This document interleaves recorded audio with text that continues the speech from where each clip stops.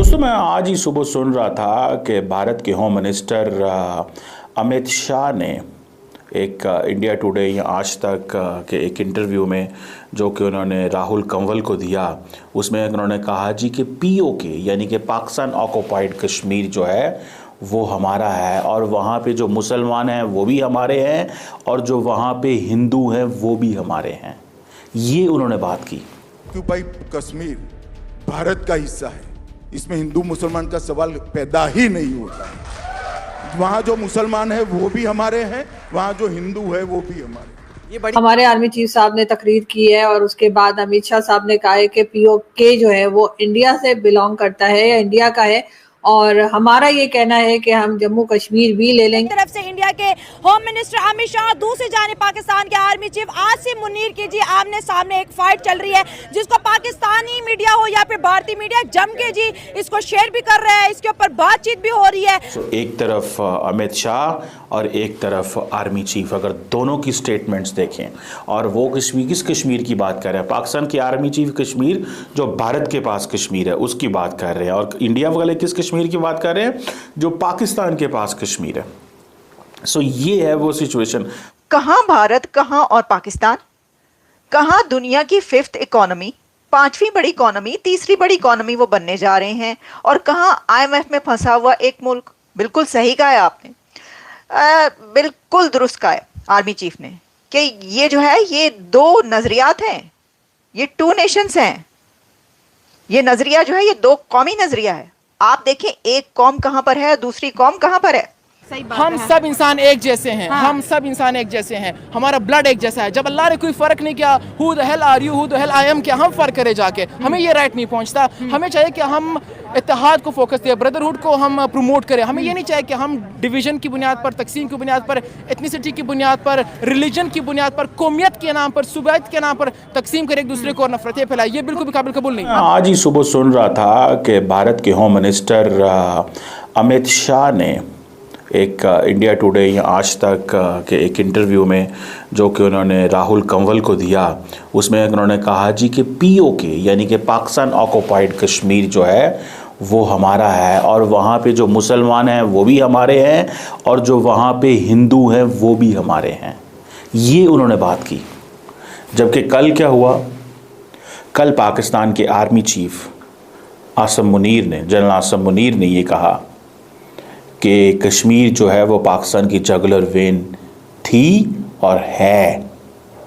सो एक तरफ अमित शाह और एक तरफ आर्मी चीफ, अगर दोनों की स्टेटमेंट्स देखें और वो किस कश्मीर की बात कर रहे हैं, पाकिस्तान के आर्मी चीफ कश्मीर जो भारत के पास कश्मीर है उसकी बात कर रहे हैं और इंडिया वाले किस कश्मीर की बात कर रहे हैं जो पाकिस्तान के पास कश्मीर है। सो ये है वो सिचुएशन। और कल पाकिस्तान की आर्मी चीफ की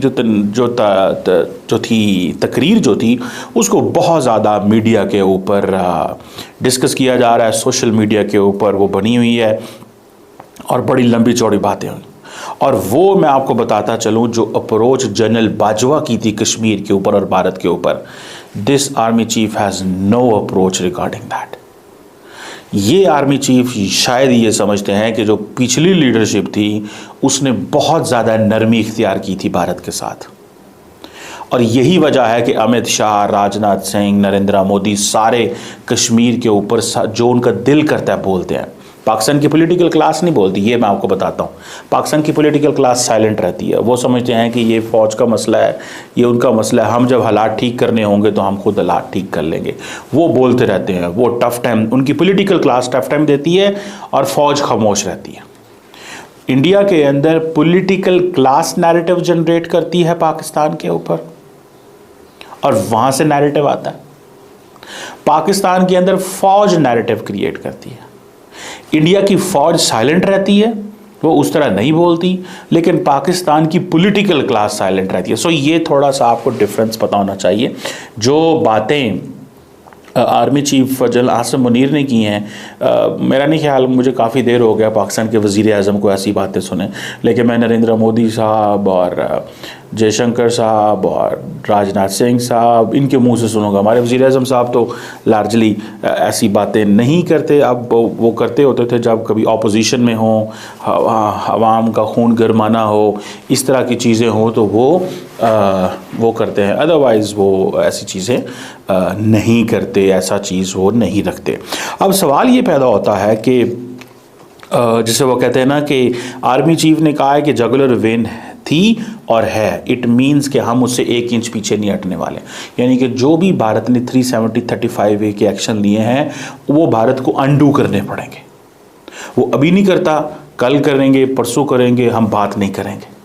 हम कश्मीर के ऊपर कोई किसी किस्म की बात करने को तैयार नहीं है। सो ये 5 साल जिस तरह नरेंद्र मोदी चाहते थे, ये 5 साल वैसे गुजरेंगे। इट मीन्स कि दोनों तरफ से सख्ती है। अमित शाह की तरफ से है कि जी हम मुसलमान भी हमारे हैं, हिंदू भी हमारे हैं। यानी कि अमित शाह कहते हैं कि वहाँ पे मुसलमान भी हमारे हैं, हिंदू भी हमारे हैं। अब जाहिर बात है बहुत सारे पाकिस्तानी उसके ऊपर सवाल करते हैं कि वो वहाँ पे जो मुसलमान हैं या जो हिंदू हैं, वो जिस अंदाज से एक फ्रिक्शन वहाँ पे पैदा की जा रही है, क्या ये फ्रिक्शन यहाँ भी लेके आई जाएगी? जाहिर बात है सवाल तो इसमें आएंगे। बहरहाल आर्मी चीफ की तकरीर बड़ी इंटरेस्टिंग थी by the way. Normally Pakistan के आर्मी चीफ ऐसी तकरीर नहीं करते। I have not heard general Bajwa talking like this.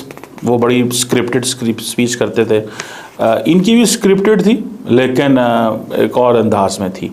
और वो क्योंकि ओवरसीज़ पाकिस्तानियों को खिताब कर रहे थे और ओवरसीज़ पाकिस्तानियों के ऊपर इमरान खान ने कब्जा किया हुआ। तो ये किसने कहा कि ये सच नहीं है? हम कब कह रहे हैं कि ऐसा नहीं है? हम तो कह रहे हैं 16 आने दुरुस्त बात की आपने। ये तो पत्थर पर लकीर वाली बात है आपने जो कर दी।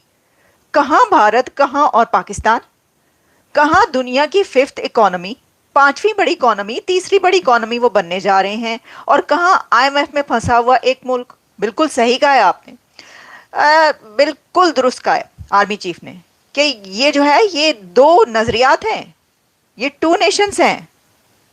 ये नजरिया जो है ये 2 कौमी नजरिया है। आप देखें एक कौम कहां पर है, दूसरी कौम कहां पर है, अंदाजा तो कीजिए आप देखें उरूज और जवाल की दास्तान है ये सर, ये उरूज और जवाल की दास्तान है। और इसी में जो ये बात कही गई है कि ये कहानी पाकिस्तान की स्टोरी आप जरूर बताएं, तमाम जनरेशन्स को, अपनी आने वाली जनरेशन्स को भी बताएं, तो सर जरूर बताएं। उरूज और जवाल की ये दास्तान तो बताने के लायक है। देखिए मुझे तो समझ में नहीं आती, मैं खुद हैरान होती हूँ। 75 नहीं 77 सालों में, नहीं 78 साल हो गए, 77 या 78 ईयर्स में एक कंट्री कहाँ पहुंच गया, एक कंट्री कहाँ पहुंच गया, ये तो बताने वाली दास्तान है। ये नहीं बताएंगे तो फिर क्या बताएंगे? बिल्कुल सही बात की है, जो लोग नाराज हो रहे हैं वो बिला वजह नाराज हो रहे हैं। बताएं आप सर, ये लिखें, ये तारीख है जो लिखी जा रही है और इसको आप सुनहरी पन्नों में लिखें। देखें आज़ाद होने के साथ ही, जिसको आप आज़ाद कहते हैं, कैसे गुलाम बने आप। आज़ाद होते साथ ही गुलाम बन गए अरबों के और फिर अंग्रेज़ों के। नहीं बने आप मुझे बताएं क्या नहीं बने? उस वक्त से लेकर अब तक कर्जे पे कर्जा, कर्जे पे कर्जा, कर्जे पे कर्जा, गुलामी पे गुलामी, गुलामी पे गुलामी। सर उस वक्त इकट्ठे थे तो गुलामी तो नहीं थी, बल्कि दोनों ने मिलकर लड़ाई लड़ी थी गुलामी के खिलाफ, आज़ादी हासिल की थी। उस वक्त ईस्ट इंडिया कंपनी जब पहुंची थी उसके बाद जो आज़ादी ली थी मिलके ली थी। फिर उन्होंने क्या जी असी अलग होना है, उन्होंने कहा अच्छा प्लेट में रख कर उनका ले जाएं।